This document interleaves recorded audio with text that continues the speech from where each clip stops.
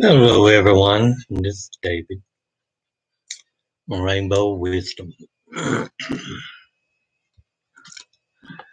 Lots of times, what I get as wisdom comes from other people. They don't realize that sometimes what they share can mean so much to somebody else. And even though I get a spark of little understanding about what they're saying, it's more about the feelings and the emotions people have when they're talking to me and to others. That is the heart of each and every person that's out there. One of my favorite places to learn about wisdom is to watch what's called reaction videos on YouTube. Some of them are put on, and you can tell who's who. But for the most part, when the people say this is their first time hearing a song, it is, and their reaction is so genuine, and what they say is so sweet and so innocent. I just love enjoying and watching them so much. And that's how I learn lots of things that I learn about wisdom. And I call it rainbow wisdom because it comes from all people.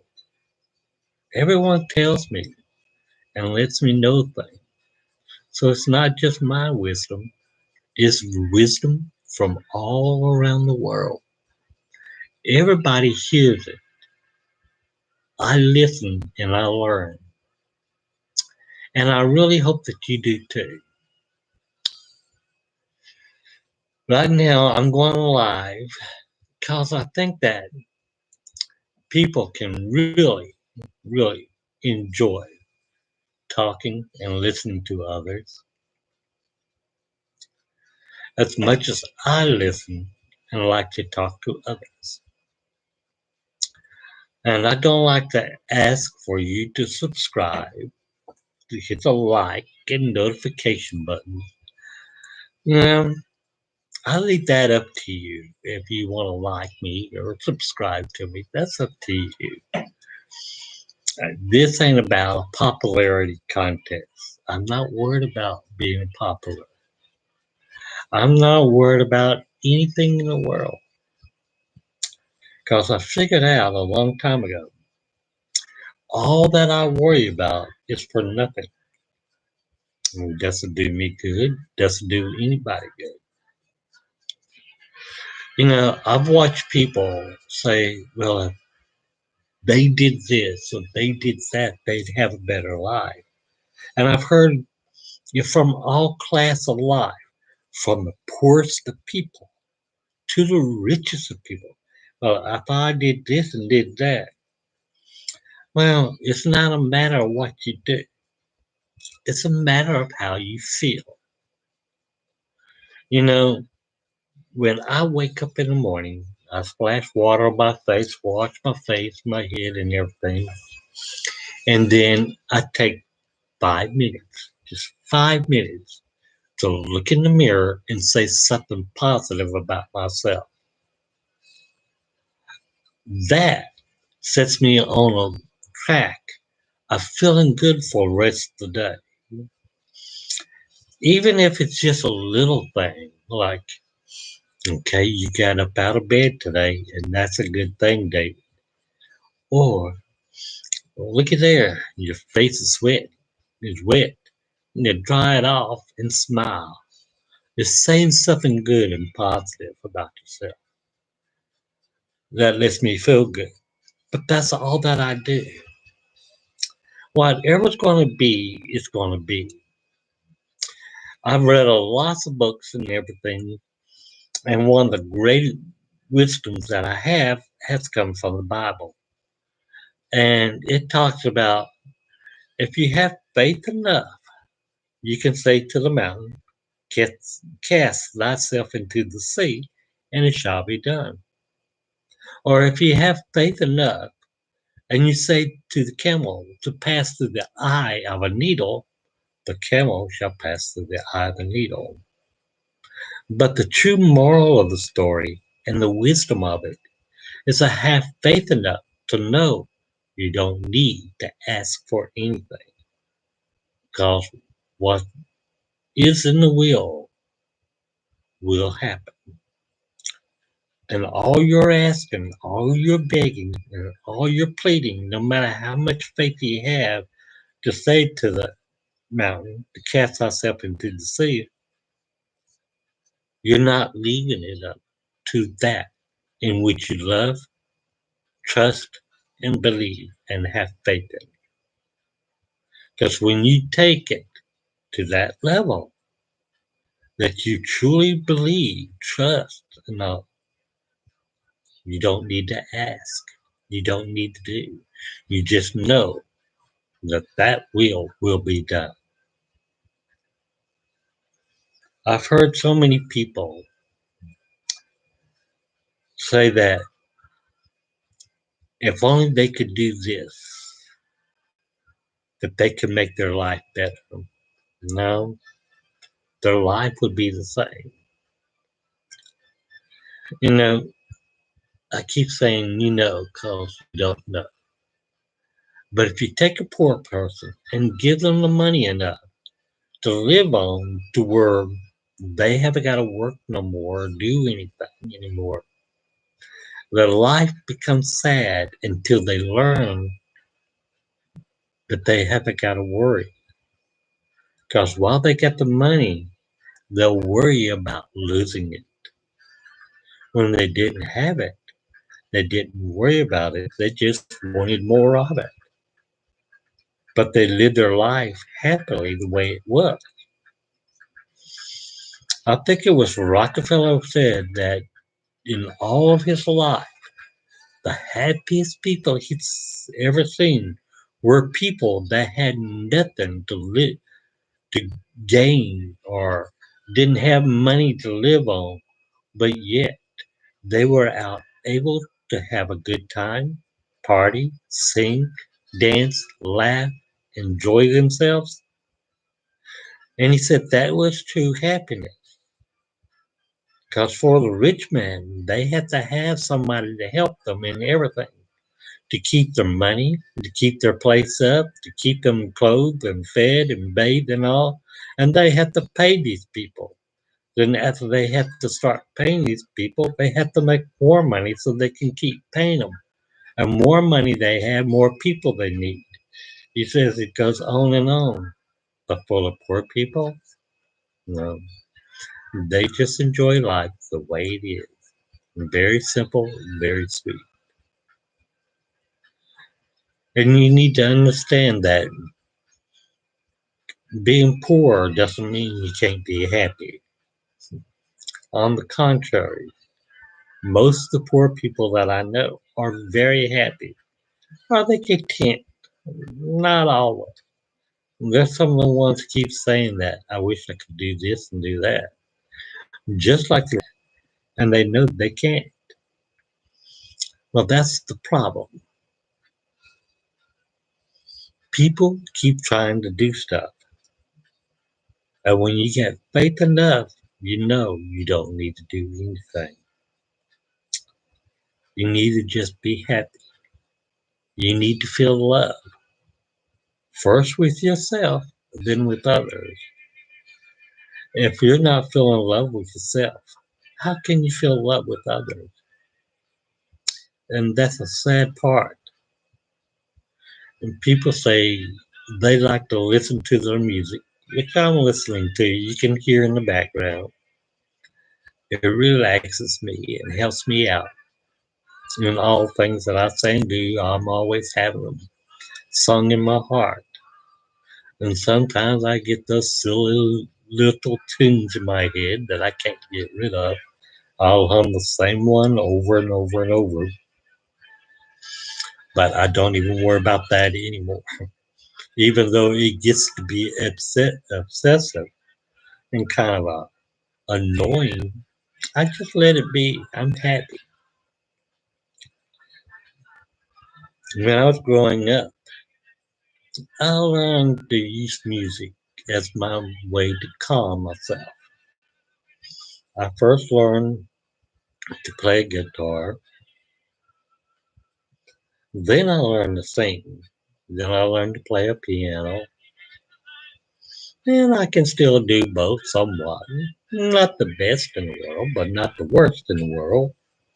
I don't think there is a worst in the world. I met a man one time in Louisiana,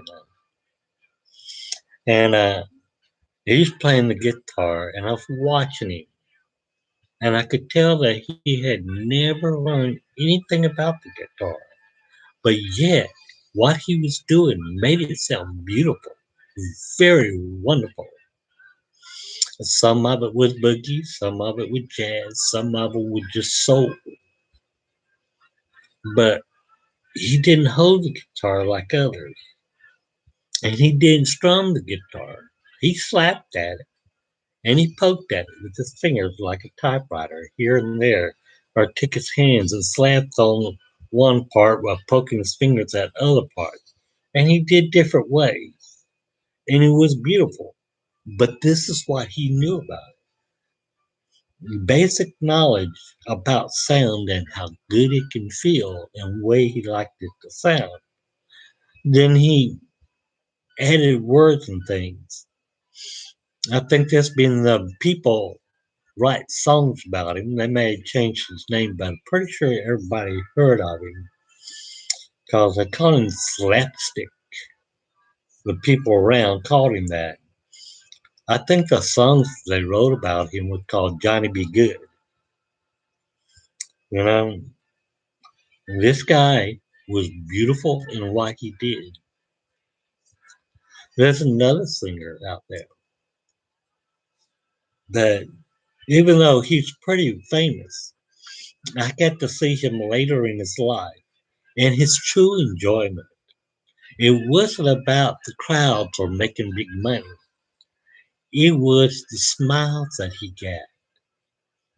I don't know if many people remember him, but I do, and his name is Boxcar Willie.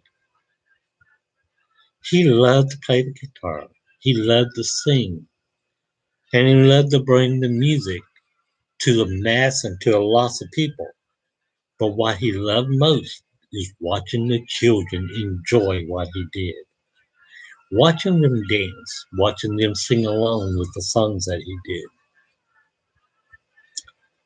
His best times that I know of, and I got to meet him, was him playing in a park outside of a big open air flea market and playing so the kids could have a good time while the parents shopped. And there were so many of them that would crowd around and listen to him play and sing. It brought me joy to listen to him. And it took me several times before I realized who I was listening to. It was Boxcar Willie. Because I joined in a couple times on some of the songs he was singing, and he never rejected me. He always accepted me singing along or playing along. And that was some of the happiest times of my life, was joining him and listening to him, letting him take the lead, and I just follow. Every once in a while, he'd ask if I would sing my song, which is Peter Piper picked a pickle pepper. That's the only one I knew that children really loved. And they did, especially when you start off slow and start going faster. But I learned not to worry the small stuff. And the bigger things that's going to be happening in your life, it's out of your control anyway. Like Boxcar Willie, what he did was for pure enjoyment. He wasn't looking for any type of awards or accolades of any kind. He just wanted the smiles from the children to know for a moment in their life they had some fun and joy, and he could bring it to them. That was a great thing. Anyway, there's lots of other singers out there just like that. And that's how I learned to let music kind of flow through my heart, kind of slow me down and calm me in all the things that I do. You have something in your life that can calm you down.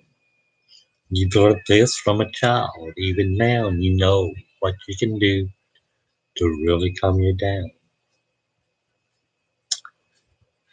Let it happen. Start in the morning saying something nice to yourself in the mirror so that you know you're talking to you and not just a figment of your imagination. You're talking to you. That can mean so much more for your day, starting it off the way it is. I like to get out and not really socialize with other people, but listen to other people. Sometimes they come up and start talking to me, and I realize what they're talking about.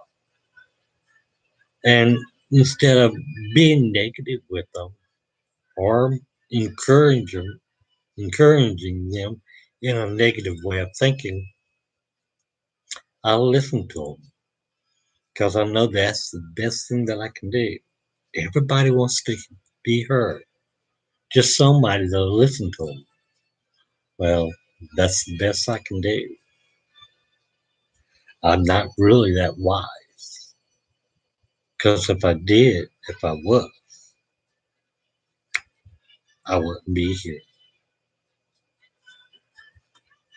So I learn things and I post them to you on Rainbow Wisdom. And I try to keep things short and sweet.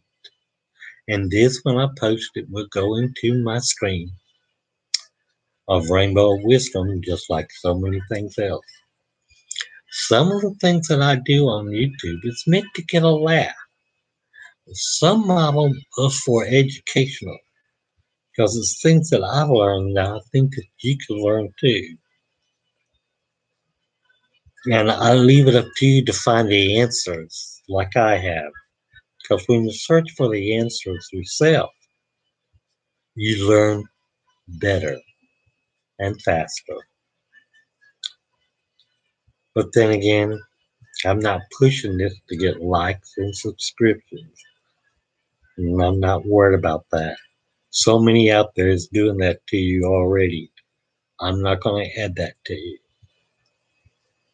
I like to be behind the scenes, which I have been so many times. But I still like to say things and let people know what's going through my head and through my heart. And I'm glad that you're here and that you can enjoy this. This is Rainbow Wisdom saying being COVID safe. Until next time, I'll talk to you again. Bye bye.